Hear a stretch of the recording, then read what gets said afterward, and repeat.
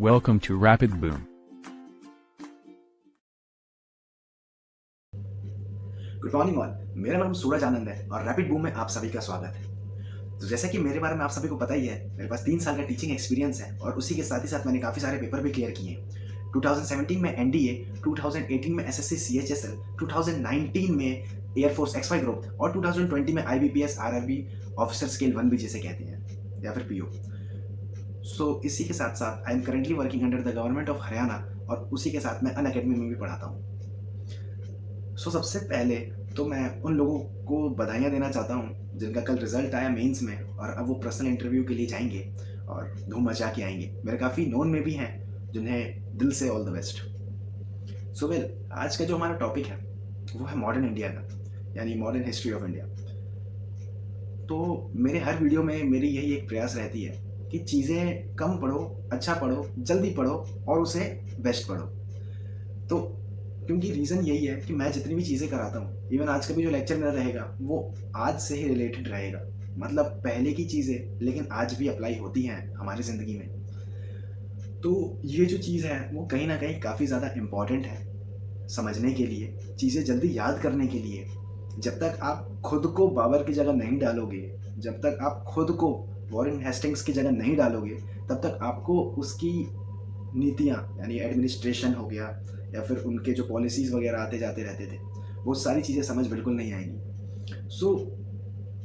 पढ़ने का तरीका मेरे हिसाब से तो यही है कि चीज़ों को अपने नज़रियों से देखो, चाहे उसने पॉजिटिव चीज़ें करा हो चाहे नेगेटिव चीज़ें करा हो, उसे अपने नज़रिए से देखो। और ये काफ़ी इम्पैक्टफुल है जब आप पेपर में बैठोगे और पेपर देने जाओगे, क्योंकि चीज़ें आपको बहुत ही जल्दी याद रहेंगी।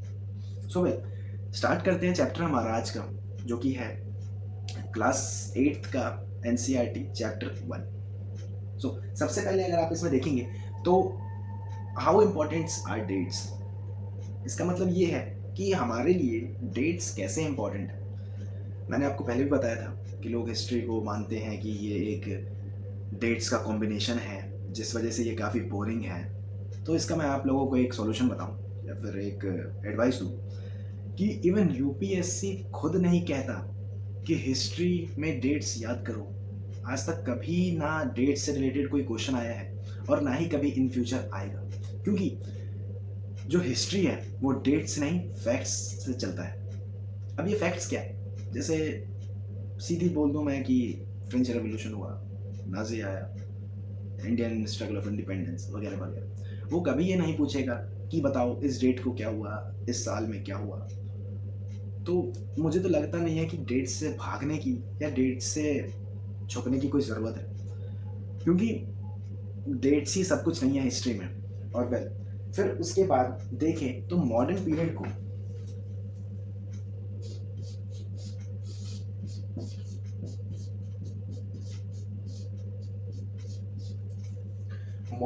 को अगर देखा जाए तो इसको मैं साइड में बताता हूँ। 2 पार्ट में डिवाइड किया गया है।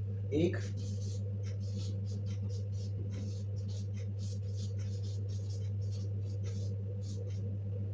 ब्रिटिश कॉन्क्वेस्ट और जो दूसरा है वो है इंडियन रिएक्शन। ब्रिटिश कॉन्क्वेस्ट की अगर मैं बात करूं तो इसमें भी 2 टाइप आते हैं, जो कि पहला है यूरोपियन कंट्रीज और जो दूसरा है वो है प्रिंसली स्टेट।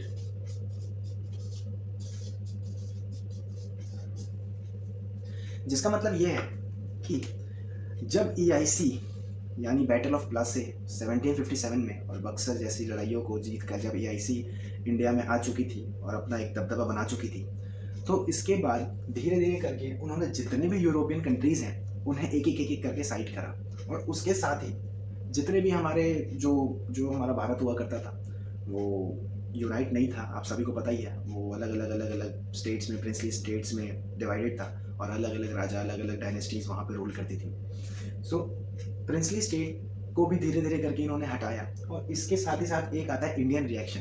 मतलब ब्रिटिश तो चलो ठीक है, वो तो काम कर रहे हैं अपना, उनको तो अपना एम्पायर बड़ा करना है, खुद का नाम बनाना है। तो जो इंडियन है उन्हें क्या करना है, उनका जो रिएक्शन है वही मैं बताऊंगा। इट मीन्स कि अगर ब्रिटिश कहीं ना कहीं पॉजिटिव है तो उसके नेगेटिव इम्पैक्ट भी हम इंडियन लोगों पे पड़ा है।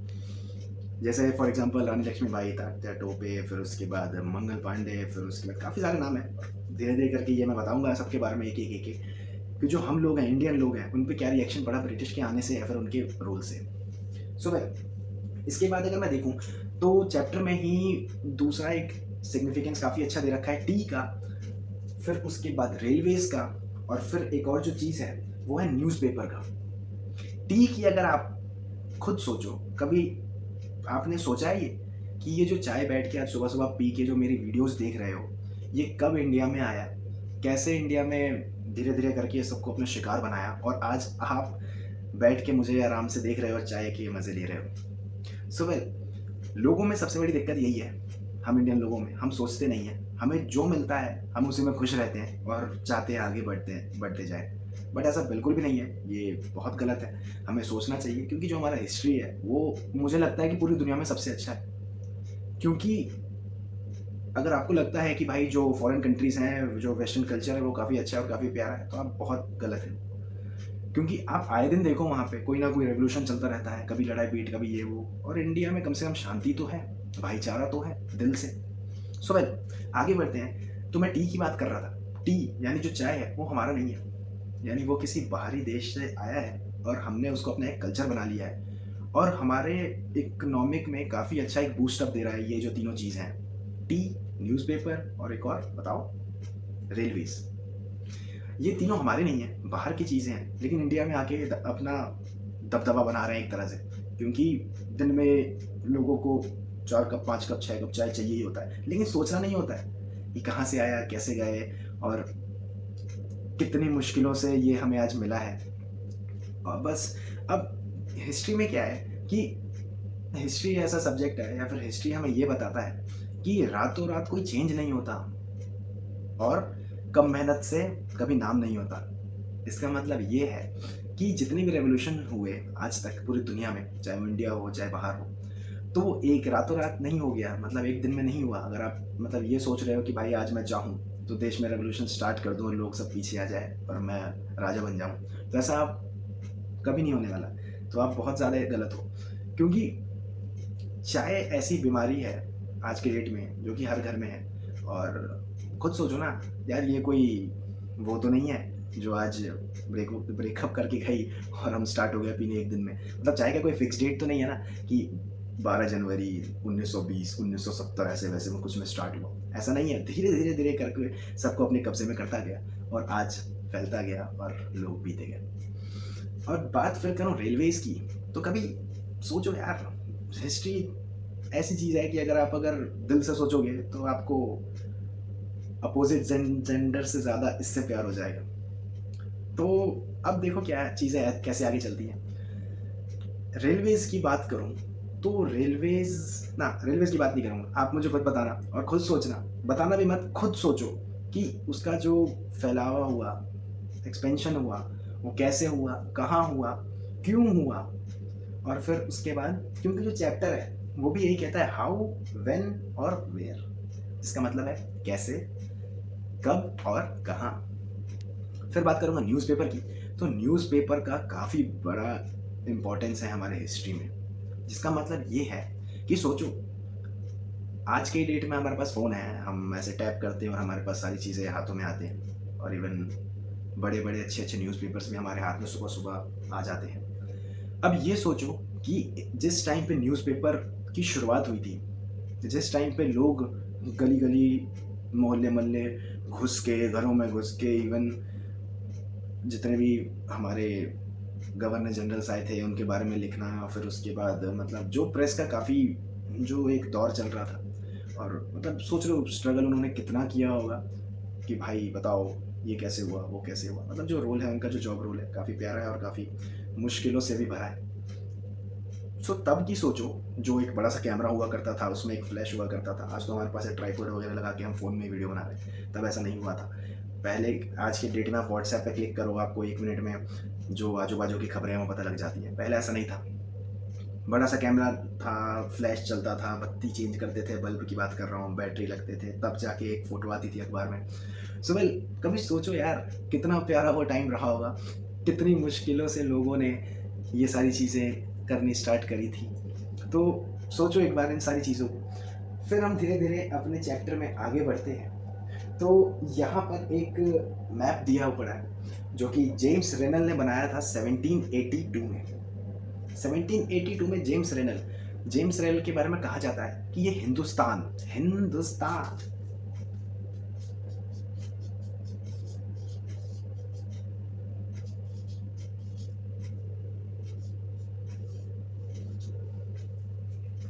जिसका मतलब ये है कि अगर आप किताब में देखो तो जो स्पेलिंग वगैरह है वो ऐसे दे रखा है, और ये जो फोटो है, तो जेम्स रेनल ने 1782 में ये फ़ोटो बनाया था, मतलब मैप इंडिया का बनाया था। और इस फ़ोटो की अगर मैं बात करूँ तो इस फ़ोटो में जो ब्रिटानिया है, यानी जो क्वीन है वहाँ की, उसे हमारे जो ब्राह्मण्स हैं वो अपने एपिक्स दे रहे हैं, ग्रंथ जिसे कहते हैं वो दे रहे हैं कि भाई अब तुम्हारे हवाले अंग्रेज साथियों, मतलब हमारी इज्जत अब तुम्हारे हाथों में है, इसे बचा लो। अगर ब्राह्मण्स अगर अपनी वेद अगर किसी को दे रहे हैं तो वो सोचो कितनी बड़ी बात है, कितना ज़्यादा पावरफुल होता होगा वो EIC यानी ईस्ट इंडिया कंपनी, या फिर वहाँ की जो रानी है, या फिर ये जो अंग्रेज लोग हैं। सो वेल, छोड़ो पुरानी बातें हैं, बट पढ़नी तो है ही। तो फिर अब देखो ये जो फोटो है इसमें जेम्स रेनल ने बताया है और काफ़ी अच्छा सिग्निफिकेंस दिया है। और जेम्स रेनल कौन था? तो जेम्स रेनल के बारे में मैं बताऊँ, 1782 में ये आया था, मतलब इसने पहला इंडिया का मैप बनाया था, कार्टोग्राफर था। और ये किसके कहने में बनाया था? उस बंदे का नाम था रॉबर्ट क्लीव। अब रॉबर्ट क्लीव कौन था, या रॉबर्ट क्लाइव कौन था? तो रॉबर्ट क्लाइव, कभी भी जिंदगी में अगर उदास होना तो इस बंदे से ज़रूर सीख के जाना। ये कौन था, क्या था? बंदे ने चपरासी से स्टार्ट किया था ईस्ट इंडिया कंपनी में काम करना, और एक टाइम पे ये जनरल था, मतलब गवर्नर जनरल था आपके इंडिया में। सो कैसे कैसे आगे बढ़ा, क्या क्या मेहनतें करी, ये ज़रूर पढ़िएगा इसके बारे में। और अगर इस चैप्टर से अगर सबसे इंपॉर्टेंट अगर क्वेश्चन बनता भी है तो वो रॉबर्ट क्लीव के बारे में ही बनेगा, या रॉबर्ट क्लाइव के बारे में ही बनेगा। फिर उसके बाद चैप्टर में धीरे धीरे आगे बढ़ते हैं तो हम देखेंगे कि ब्रिटिश हिस्टोरियंस का रोल इस चैप्टर में, यानी कि हम मतलब ये लगा के चलो कि अगर एंशिएंट इंडिया या फिर मेडिवल इंडिया की बात करें तो जो हिस्ट्री हमारे पास पहले की बची कुची आई, जिसे हम सोर्सेज कहते हैं, वो कोई लिखित फॉर्म में, रिटन फॉर्म में ज़्यादा नहीं मिला। लेकिन जो ब्रिटिश हिस्टोरियंस थे वो लिखने में ज़्यादा विश्वास रखते थे। उनका ये मानना था कि जो लिखावट है वो काफ़ी फ़ायदा पहुंचाएगा इन फ्यूचर में। सो वेल, अगर हम बात करें ब्रिटिश हिस्टोरियंस की तो वो तो वही वाली बात है कि जिसकी लाठी उसकी भैंस, आई थिंक ऐसा ही कुछ है। सो ये वही वाली बात है कि अगर आज के डेट में कोई सरकार है जो कि काम कर रही है, और जो मीडिया है, जो हमारे हिस्टोरियंस हैं, जो फिलोसोफर्स हैं, वो सब अपना दिमाग भूल के उनके दिमागों पे चलेंगे, उनके बारे में अच्छा लिखेंगे। ये आज से ही नहीं, बहुत पहले से ही है, और ये चलते आ रहा था और चलते आएगा।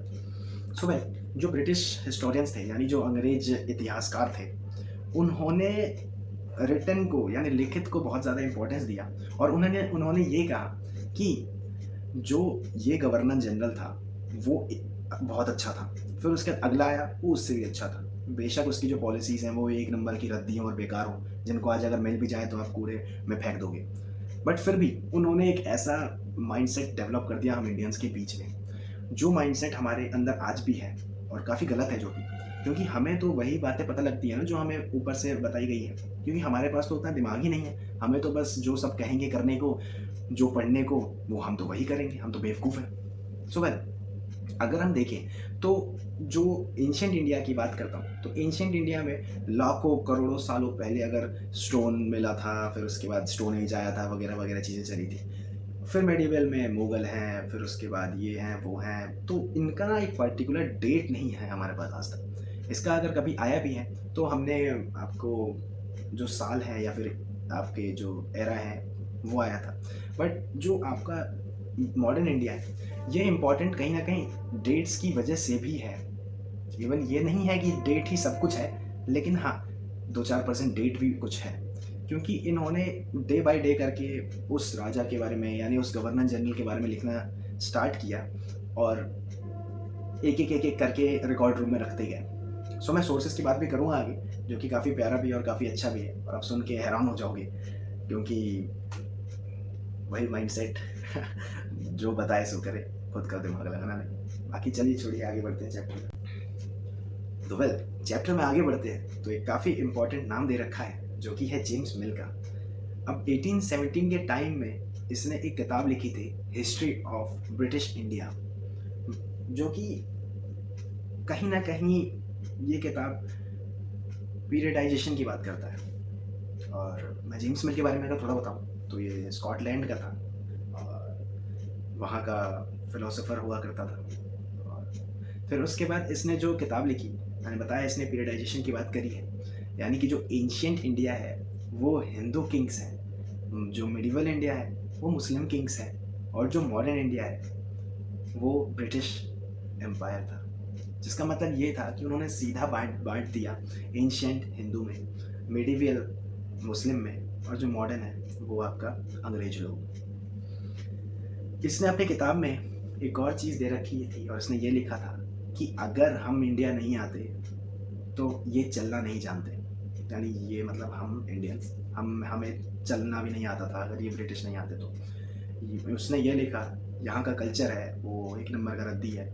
फिर उसके बाद यहाँ सुपरस्टिशियस लोग हैं जो कि अंधविश्वास में बहुत ज़्यादा विश्वास रखते हैं, सती प्रथा है और बाकी 4-5 चीज़ें और हैं जो कि बदलने की भी ज़रूरत है। तो आप ही बताइए, क्या ये सच है या फिर क्या ये आपके हिसाब से अच्छा है कि अगर हमारे हिस्ट्री को कोई रिलीजन में बांट रहा है? तो मेरे हिसाब से तो ये बिल्कुल गलत है, क्योंकि जब दो बंदे लड़ रहे होते हैं ना, यानी जब दो बंदे साथ भी होते हैं तो एक तीसरा बंदा उसमें घुसता है और दोनों बंदों को अलग करता है, चाहे वो दोस्ती हो चाहे वो दुश्मनी हो। ये रूल रहा है और ये रूल रहेगा भी। सो वेल, अंग्रेज लोगों ने भी तो यही किया, मुस्लिम लोगों को इंडियन के बारे में भड़का के, इंडियन लोगों को मुस्लिम के बारे में भड़का के अलग अलग कर दिया, अलग अलग रास्ते बना दिए, अलग अलग देश बना दिए, और खुद मजे ले रहा है बैठ के। आज भी जब इंडिया पाकिस्तान में क्रिकेट मैच होता है तो सबसे ज़्यादा मौज लेने वाली अगर जो कंट्री है वो यूरोपियन या फिर Australian country, in the sense बाहर की कंट्री ही मौज लेती है कि वाह भाई ये लड़ रहे हैं, लड़ने दो। और क्योंकि लड़ाई में क्या है ना, हमारा अगर हम लड़ेंगे भी तो हमारी इकोनॉमी घटेगी तो फिर देश का नाम खराब होगा, और दूसरे क्या है वो तो मजे लेके ही जाएंगे। तो आप ही बताइएगा, क्या ऐसा कोई, मुझे तो नहीं लगता कोई ऐसा कोई प्रॉब्लम था अगर ब्रिटिश अगर इंडिया नहीं आते, क्योंकि हमारे पास ट्रेडिंग सिस्टम काफ़ी अच्छा था और फॉरेन एक्सचेंज करना हम जान चुके थे, चीज़ें कैसे आगे बढ़ती हैं, यानी अपनी मिलिट्री वगैरह ये सारी चीज़ें हमने तो खुद ही क्रिएट करा ना, उनका तो कोई देन नहीं था इसमें। बट पता नहीं क्यों लोग आज भी ब्रिटिश के पीछे या फिर in the sense foreign goods के पीछे भागते रहते हैं। दिल से हैं हिंदुस्तानी, बोलेंगे भी जय हिंद, लेकिन लास्ट में वही बोलेंगे कि कब इसका प्रो फीचर या फिर ऐसा कुछ प्रो मॉडल आ जाए, लॉन्च हो जाए, जो भी हम जाके ऑर्डर करते हैं और नया फ़ोन ले लें। पता नहीं स्टेटस मानते हैं आज के लोग भी कि अगर वेस्टर्न कल्चर हमारे अंदर है, हम अगर जीन्स थोड़ी काट पाट के पहने तो वो ज़्यादा अच्छा लगेगा, या फिर जो हमारे हाथ में एक ट्रेडिशनल फ़ोन है, मतलब इन द सेंस बाहर का फ़ोन है, तो हमारा जो स्टेटस है वो हाई रहेगा। ये थिंकिंग गलत है।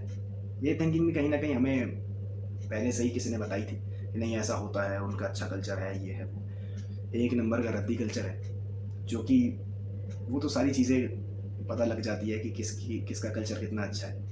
और वेल, ज़्यादा नहीं घुसते हैं इस टॉपिक में, वरना मैं खुद 4-5 घंटे तो आराम से इस टॉपिक पे मैं बोल लूँगा। बट छोड़िए, मेरे हिसाब से चीज़ों को, अपने देश की चीज़ों को बढ़ावा देना चाहिए, और यही काफ़ी अच्छा भी है, क्योंकि बाहर की चीज़ें आएंगी, देश का नाम खराब होगा, बाहर के लोग खुद जाके कहेंगे कि यार बेवकूफ़ हैं वो लोग, तो अपना इतना बढ़िया मटेरियल है फिर भी हमारे यूज़ करते हैं। तो खैर छोड़िए, अब हर एक को लोग को समझाने बैठे तो फिर कुछ तो होना नहीं है ना यहाँ पे।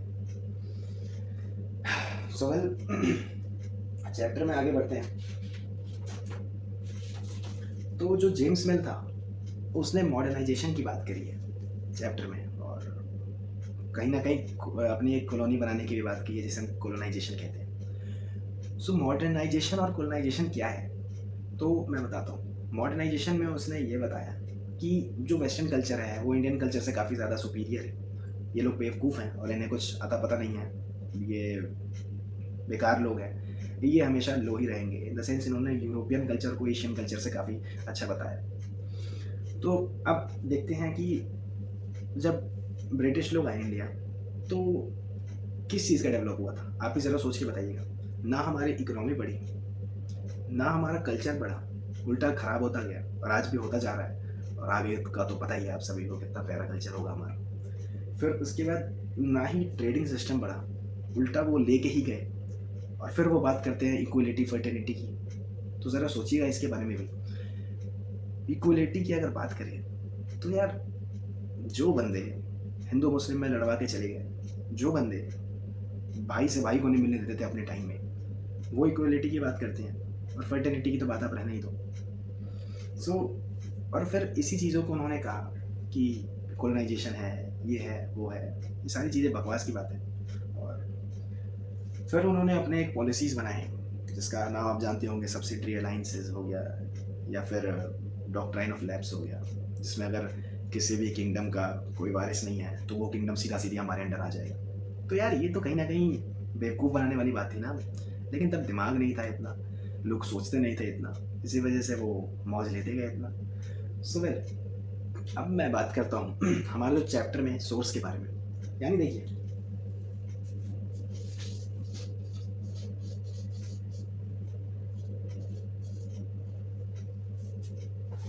सोर्सेस के बारे में सबसे पहले एंशिएंट में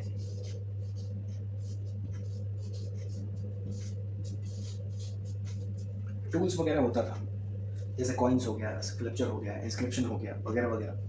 मेडिवल की बात करें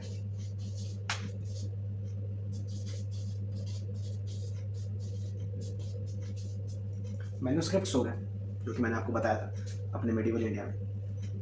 मॉडर्न की बात करें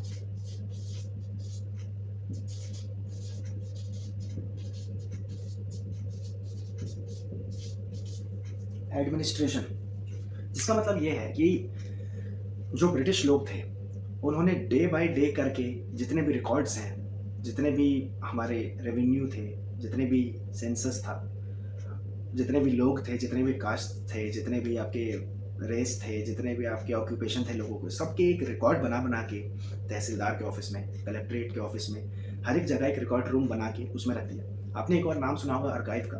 आर्काइव मतलब होता है स्टोर। व्हाट्सएप पे भी एक ऑप्शन आता है आर्काइव करने का, मतलब मैसेज आप स्टोर कर सकते हो उसमें बहुत पैसे। तो ये कहीं ना कहीं उनका ही देन है। अब ये पता नहीं क्यों है, क्योंकि चीज़ों को मुश्किल अगर बनाता है तो वो यही बनाता है, क्योंकि उन्होंने एक एक राजा मतलब अपने गवर्नर जनरल के नाम, कब शादी हुई, कब उसके घर कोई बच्चे आए, कब वो मरा, कैसे मरा, क्या करा, जितनी भी नेगेटिव बातें थी साहब सबको छुपा के पॉजिटिव बातें उठा दी और हम इंडियंस के मन में भर दिया और पूरी दुनिया भर में भर दिया कि भाई हमसे अच्छा तो कोई है ही नहीं, देखो इनके राजा को कितने बेवकूफ़ हैं, लल्लू पल्लू हैं। सो वेल, क्या बोले, यही काम करते थे ब्रिटिश हिस्टोरियंस। और चीज़ें देखो कितने अच्छे से आगे बढ़ रही है और हम क्या कर रहे हैं आज की डेट में, ना कुछ सोचना, ना कुछ एक इनिशिएटिव लेना, बस जो मिल रहा है, जैसा मिल रहा है उसमें रह लेना और एक स्टेटस बनाने के लिए एक बढ़िया सा फ़ोन लेके टिकटॉक रिकॉर्ड करना। सो वेल, अब आगे बात करें तो उन्होंने रिपोर्ट लेना स्टार्ट कर दिया था, इन द सेंस गाँव घूम के, गली मोहल्ले घूम के, एक एक इंसान के डिटेल, यानी को क्या काम करते हैं, किस जाति के हैं, किस आपके जो वर्नाज के हैं, जो वर्नाज मैंने एंशिएंट इंडिया में बताया था, किस वर्ण की हैं, ऊंची जाति है, नीची जाति है, एक एक का रिकॉर्ड था उनके अंडर में। और वो रिकॉर्डों पे ही काम कर करके स्टोर में रखते गए थे, यानी रिकॉर्ड रूम में रखते गए थे। तो ये है सोर्स आपके मॉडर्न इंडिया का। और वेल, इसके बाद अगर बात करें तो वो ये कहते थे कि अगर ब्रिटिश अगर इंडिया नहीं आते तो ये कभी हंस खेल नहीं पाते, या फिर कभी इनका जो इनलाइटमेंट है वो नहीं होता। बट ऐसा बिल्कुल नहीं था। मैंने आपको पहले ही बताया, ब्रिटिश और इंडिया, दो रिएक्शन हम पढ़ेंगे मॉडर्न इंडिया में पूरे। तो अगर यहाँ अगर ब्रिटिश है, यानी ब्रिटिश अगर राज कर रहे हैं और उनके अगर वाहवाही में लोग, उनके जो हिस्टोरियंस हैं वो अच्छी बातें लिखते जा रहे हैं, तो ये बहुत ज़्यादा गलत है। सो वेल, उन्होंने रिपोर्ट लेना स्टार्ट कर दिया था, जिसका मतलब है हर गली घूम के, हर मोहल्ले घूम के, लोगों के डिटेल्स लेके, खुद का नाम बना के आगे बढ़ते जा रहे थे और सबको रिकॉर्ड रूम में रखते जा रहे थे। जिसका मतलब ये है कि उन्होंने एक राइटिंग ऑफ लॉ को काफ़ी इम्पोर्टेंस दिया और डे बाय डे करके आप मॉडर्न इंडिया में आपको बताऊंगा भी कि इस दिन में कैसे हुई थी चीज़ें, क्या हुआ था। लेकिन डरिएगा नहीं, क्योंकि डेट्स इतना इम्पोर्टेंट नहीं। फिर उसके बाद इंडियन एनलाइटमेंट की अगर बात करूं कि अब ब्रिटिश लोग तो आगे बढ़ रहे थे, तो क्या हम इंडियन सो रहे थे?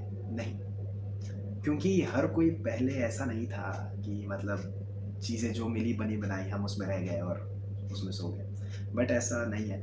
लोगों ने एक लोगों में एक जागरूकता आई, एक जैसे कहते हैं कि जोश आया कि भाई हम इस काम को करेंगे, ये हमारा देश है, ये क्यों है, हम इसे बाहर निकालेंगे।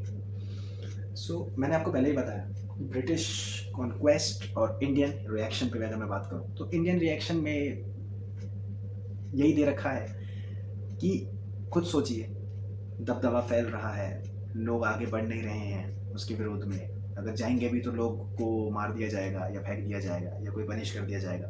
लोग डरते थे। तो क्या हम इंडियंस ने चुप रहकर उसे सहना सीखा है? बिल्कुल नहीं। हम लोगों ने उसका मुंह तोड़ जवाब देके उन्हें आज भगाया है यहाँ से।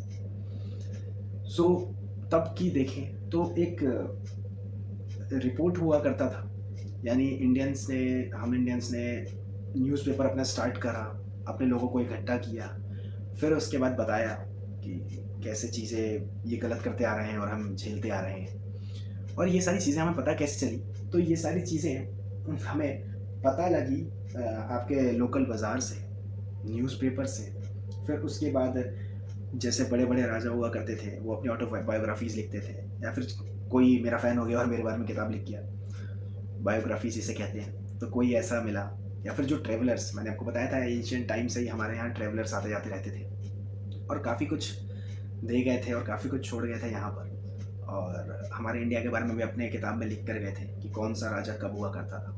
मैं तो नहीं मानता कि चंद्रगुप्त मौर्य किसी काम में वॉरेन हेस्टिंग्स से पीछे था, या फिर मैं नहीं मानता कि जो हमारा पृथ्वीराज चौहान था, या फिर हमारे ही जो जिसे मुस्लिम लीडर कहते हैं, वो किसी भी काम में ब्रिटिश लोगों से पीछे थे।